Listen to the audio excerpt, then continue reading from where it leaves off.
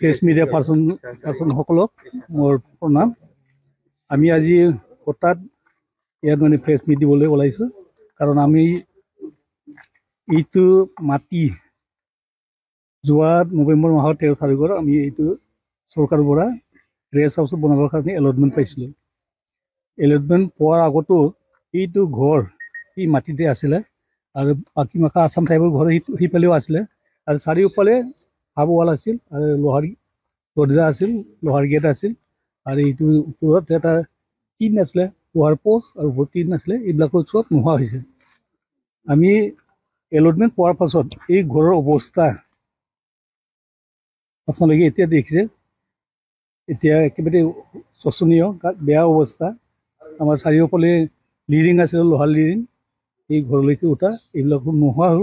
ৱালৰ চাৰিওফালে গ্ৰিল নোহোৱা হ'ল, দৰ্জা নোহোৱা হ'ল, আৰু সেইফালেও আছাম টাইপৰ ঘৰ আছে, এই টিন পাতো লাহে লাহে নোহোৱা হ'ল। সেইকাৰণে আমি বাধ্যত পৰি চুৰি কেছ লগাইছিলোঁ, চুৰি কেছ দিছিলোঁ থানাত।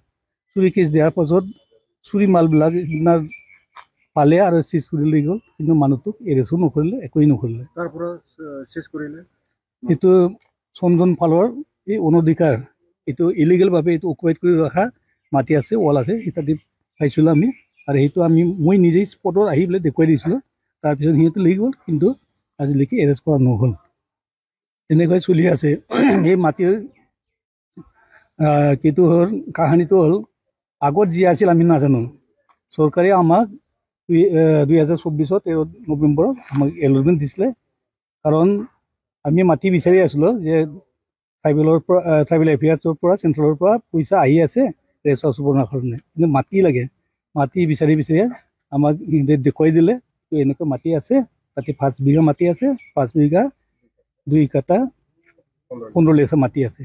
এই মাটিৰ মাজৰ পৰাই আমাক ইহঁতে জুখি দিলে যে 2 বিঘা 2 কাটা 15 লেচা, আৰু সেই হিচাপে আমি চমজি লোৱাৰ পাছত এই বস্তুবিলাক দিনে দিনে নোহোৱা হৈ গ'ল।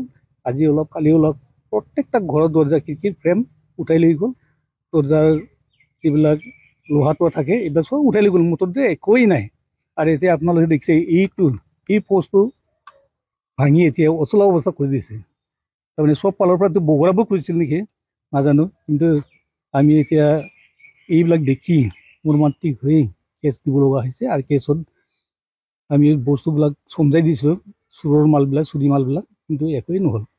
সেইকাৰণে আমি দুখ পাওঁ, যাতে এনেকুৱা নহয় ভৱিষ্যত। আমি সেইটোৰ কাৰণে চৰকাৰক মানে ব্যৱস্থা ল'বলৈ অনুৰোধ কৰিছোঁ।